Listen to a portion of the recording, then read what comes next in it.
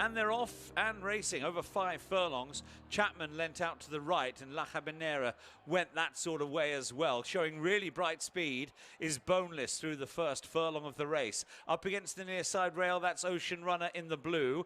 Keen is How's the Governor now coming through to dispute it. And Matt Lube is right there as well. Just in behind those, Gushing Gold, Chapman and La Habanera are both well in touch. Gushing Gold now coming under pressure. Zabriskie Point's on the flank towards the rear end of a tightly group field. Parker's Piece is at the rear with Kingswood Flyer as they move on now uphill towards the final couple of furlongs. Boneless now has the rail to help and is ahead of Ocean Runner, who's under the pump. Zabriskie Point's making swift progress over on the far side, hanging slightly but there with a shout. La Habanera, Gushing Gold running on once again, and then Chapman at the one pace, but it's Zabriskie Point the leader, chased by Gushing Gold, who's finishing off the race very nicely indeed. Zabriskie Point and Dane O'Neill. Zabriskie Point wins well. Gushing Gold ran a cracker in second place, and it's tight for third place. Kingswood Flyer got the hang of things very late in the day, and La Habanera was right in the mix as well for minor money too.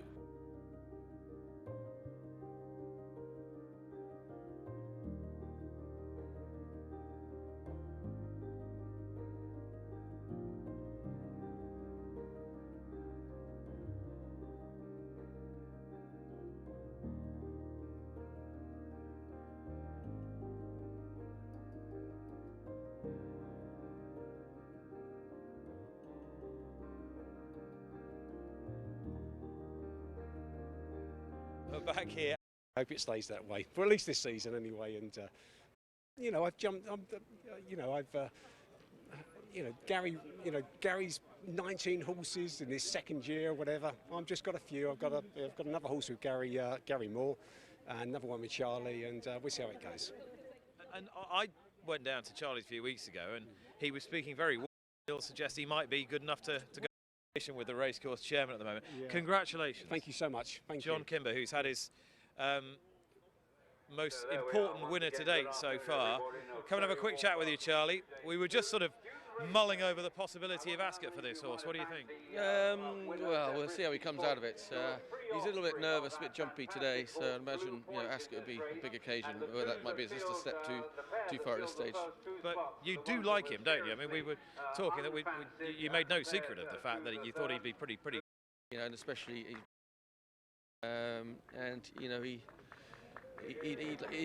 he ran really well. He picked up well. He got a little bit stopped for room, but I love the way he finished off the race. And we just got a bit of a question now whether we step him up to 10 furlongs or stick to a mile. So we're probably to see how he is in the next. His form looks pretty good, but he also needs to step up to top level. And what about Motasabek after the Lockenge? Yeah, pleased with him really. He ran a little bit flat, but he's come out of this race well. We'll try and freshen him up now for the Queen Anne. Thanks very much, Nick.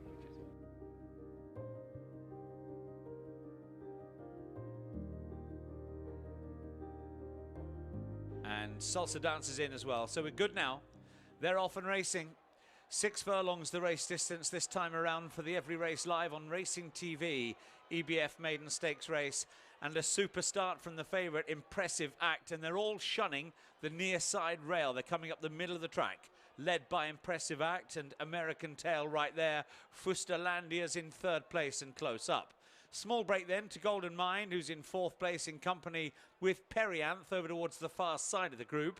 Commander of Life is next, Conde's after those. Little bit green is Salsa Dancer, just being stoked along. Straight A, more like a C+ at the moment, in second last position. And Lincoln Flyer is the back marker, as Impressive Act takes them well through halfway towards the 2 furlong marker. Fusterlandia's coming there strongly though to try and mount a challenge. American Tail, Perianth, Salsa Dancer from the back doing some good late work, and they're on now from Golden Mind, who switched stand side. It's Impressive Act, but Fusterlandia is a real danger. Golden Mind finishing off very nicely in 3rd place. Fusterlandia is out in front. Golden Mind continuing to finish with a real flourish on the far side. Won't be much in it here. Hitting the line. Golden Mind might have just nicked it from Fusterlandia, but it's very, very close indeed. Impressive Act faded tamely and finished across the line with Straight A, who ran on nicely from the rear. Close finish.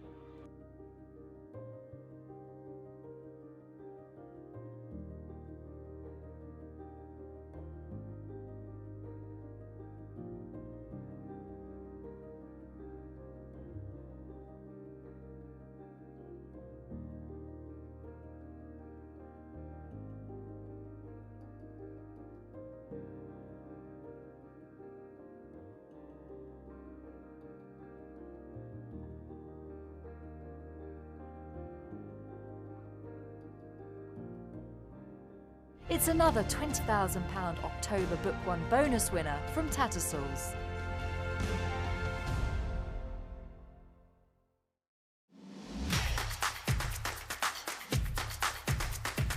But look, he ground out. Richard Fahey joins me. He's just seen another good performance from a 2-year-old. This time a colt that's related to one of his very best 2-year-olds in recent seasons. Perfect power. He's needed all of the 6 furlongs to get up, Richard. What was your assessment of that performance? Yeah, he's quite a different character to Perfect Power. Perfect Power was a real fast, sharp horse. This horse laid back, sort of tomorrow will do, sort of try to battle shoot.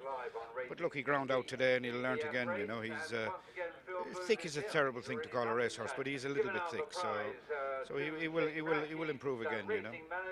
But a nice horse, nice but dim.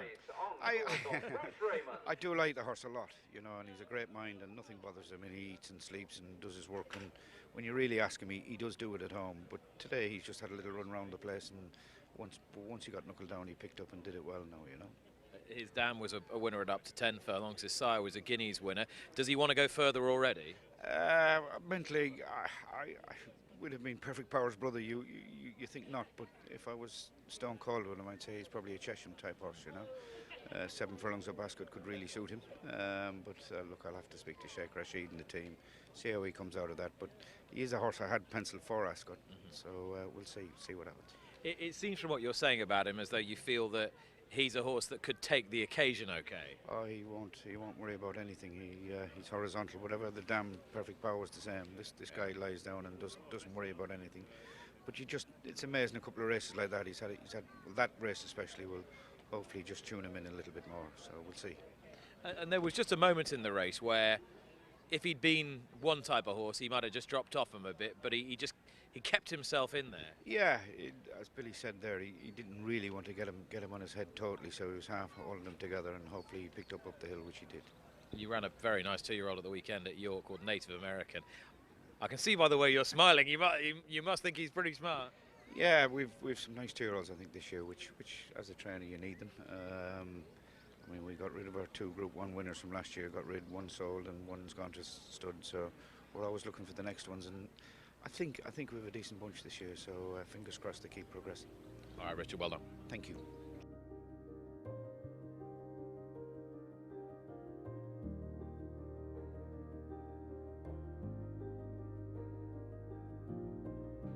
And they're off and they're racing.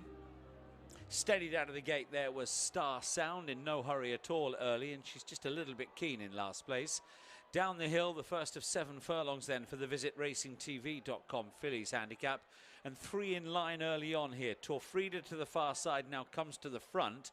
Minalip is stand side of the group, and just in behind them now is Liberty Mountain, a close third, and 3 others right on their tails as well, including Annie Law and Paco's Pride. Chorus Line slightly further back with the free-going Star Sound, who is not fully settled by any means. So they all have the middle of the track to aim at once again here. The field of 7 very tightly clustered together. Torfrida taking them past halfway. Torfrida to the 3 pole from Menelip in second and Liberty Mountain a close third. Paco's Pride on the outside together with Annie Law and Star Sound, and Chorus Line with work to do at the back end of the field. So it's Torfrida.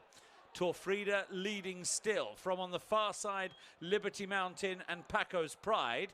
They're followed by Annie Law in company with Menelip, and after these, Chorus Line and Star Sounds dropped away tamely. Torfrida is still out in front here, galloping on strongly. Annie Law is coming out of the pack. Chorus Line getting the hang of things in devastating style. Look at Chorus Line go! Tight finish, Chorus Line!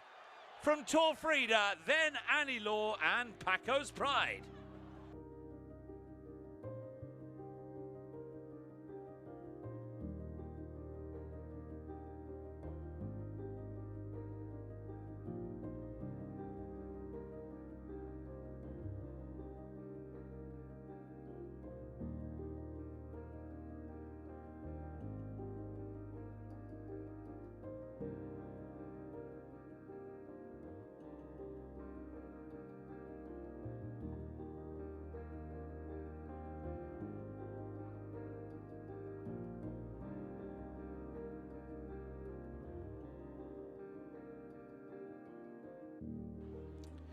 And they're off and racing. The forerunners jump away at the 1.25 gate for this bet at racingtv.com handicap. And they're quite well spread out across the width of the track. The track actually narrows shortly down the far end of that hill. But Profit Stream staying wide and is showing plenty of early buzz as well. Profit Stream freewheeling down the hill with a good lead already over Western Stars and Tudor, and Croakhill held up last of the four runners as they head towards the bottom of the hill. The ground levels out and a slight rise now before they take a right-handed turn out of the back straight. So Profit Stream leading the way, but the other three a bit closer now. Western Stars, Red Cap, will make the turn just second with Tudor on that one's outside and Croakhill watching on from the rear end of the field. So Profit Stream, the Bath winner 4 weeks ago, out in front under Tom Marquand.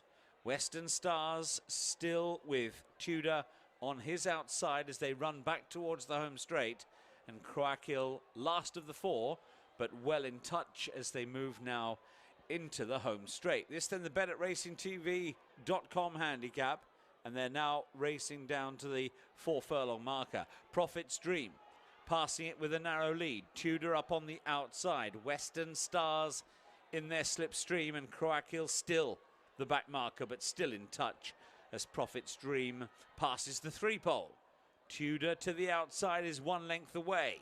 Buick now working a bit harder on Western Stars in third, and Croakhill easing a bit closer. Heading then past the 2. Profit Stream trying to see it out here and make all the running from Tudor and Western Stars. Croakhill now under heavy pressure on the outside, and Profit Stream keeps on galloping. Tudor the danger to the outside. Croakhill third place. Western Stars well beaten. Profit Stream and Tudor having a right old set to the line. Profit Stream gamely fends off Tudor, turned him away late. Croakhill a close third. Western Stars was last home.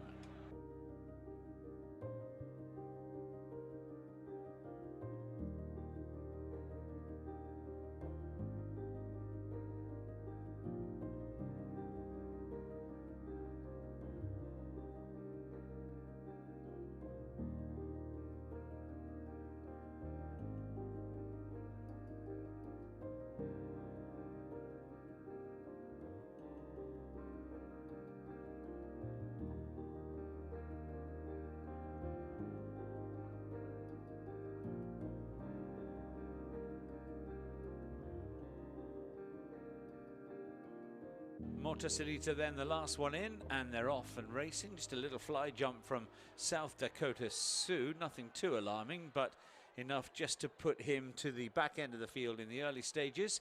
The Racing TV Profits return to racing. Claimer then well underway.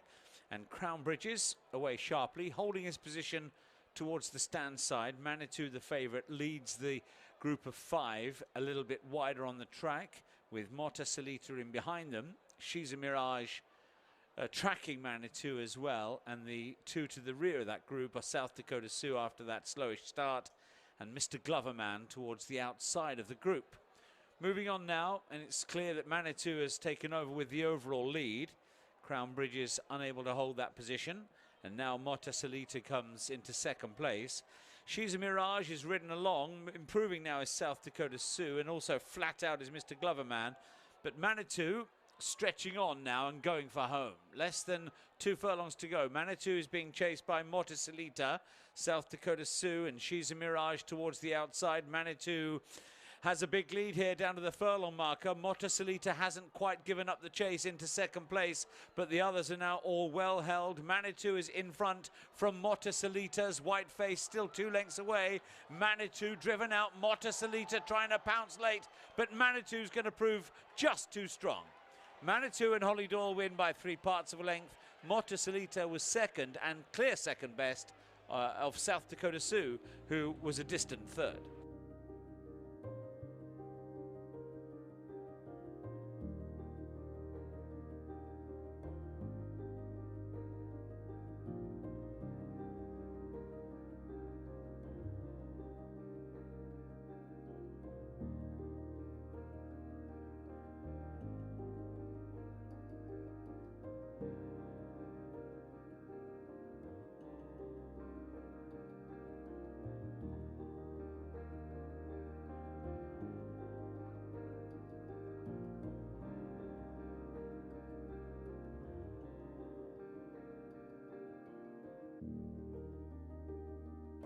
Good to go, and they're off and they're racing. Coming together there between Fitzroy River and Musical Tribute. Both gave each other a little bit of a bump. Fitzroy River now the back marker. Away sharply on the far side. My Turn Now, but Baccarat Baby in company with the Chelmsford winner Powered by Love and favourite Destined all well away. Miss Mai Tai only just in behind them towards the far side, where Just Janet is close on the pace as well. Musical Tribute sits towards the rear of the main group with Fitzroy River, and the back marker now is All in the Hips as they race on towards halfway. Certainly edged over towards that far side, haven't they? With My Turn Now just in front from Miss Mai Tai, now in second place. Just Janet's closing in on them very nicely indeed. Destin's now under pressure. Baccarat Baby likewise with Fitzroy River, and then Powered by Love. Awful lot to do for All in the Hips, and also Musical Tribute stand side. Destin's well beaten. Up front, Miss Mai Tai joining in with My Turn Now. Just Janet, Musical Tribute doing some good late work here. She's getting closer down the stand side. All of a sudden, four of them group up. Miss Mai Tai over on the far side. Miss Mai Tai lasted home. Just Janet and Musical Tribute were tight for the minor placings, with My Turn Now only just in behind them.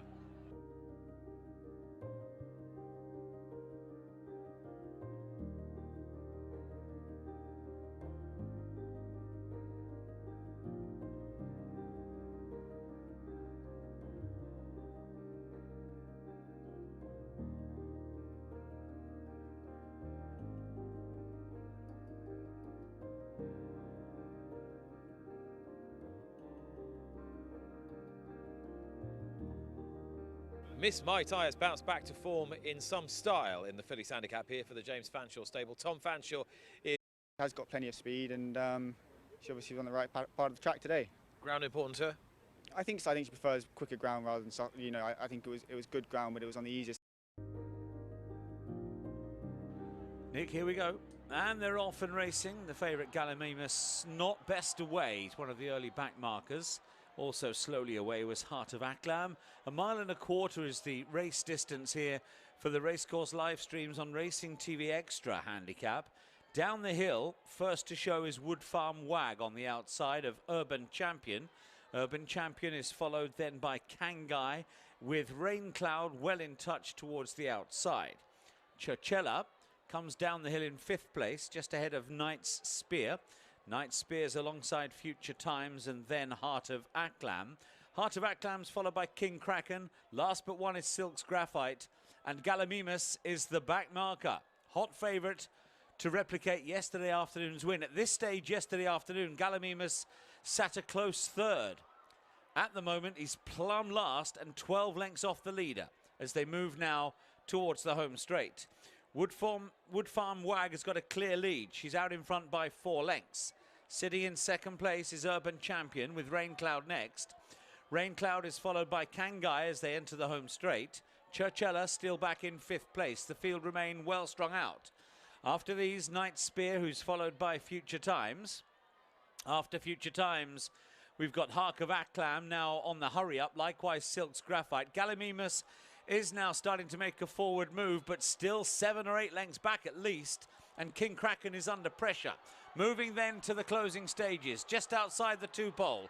The leader is Urban Champion. Rain Cloud is the one doing the chasing at the moment. Behind them, Churchella stays on. Kangai's with that one. Favourite Gallimimus towards the outside as well, as Future Times on the rail is short of room. All of a sudden they bunch up with the final furlong ahead of them. The leader's Churchella, but here's Gallimimus, the favourite who's come from last to first and powers on. In behind, Kangai staying on, weakening his Urban Champion. Twice in 2 days, Gallimimus wins. Streaks clears, got a few entries next week as well. Sure we'll be seeing more of him. Gallimimus wins well from Churchella and Kangai.